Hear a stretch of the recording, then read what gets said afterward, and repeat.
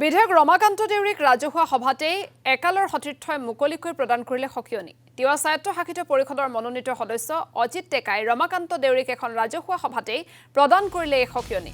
২ নং মৰিগাঁৱৰ কোষতলিত অনুষ্ঠিত হৈছিল সভাখন। বিজেপি দলৰ দ্বাৰা গঠিত তিৱা স্বায়ত্ত পৰিষদৰ আজিৰ এক সভালৈ অহা লোকক ৰমাকান্ত দেউৰীৰ সমৰ্থকে দিছিল বাধা, যাৰ বাবে ৰমাকান্ত দেউৰীক উভতি ধৰিলে একালৰ সতীৰ্থ অজিত টেকাই। এনেদৰে আগন্তুক সভাসমূহত অংশগ্ৰহণ কৰিবলৈ যোৱা লোকক বাধা প্ৰদান কৰিলে বিধায়ক দেউৰীৰ সকলো কুকৃতিৰ লগতে দুৰ্নীতি এটা এটাকৈ ফাদিল কৰিব বুলি সকিয়নি প্ৰদান কৰিলে সতীৰ্থই।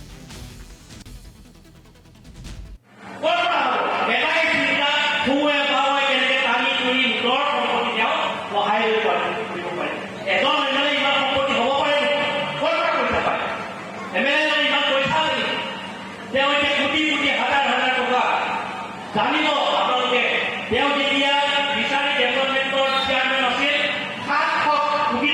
700 কোটি টকাৰ ঘোষণা হৈছিল।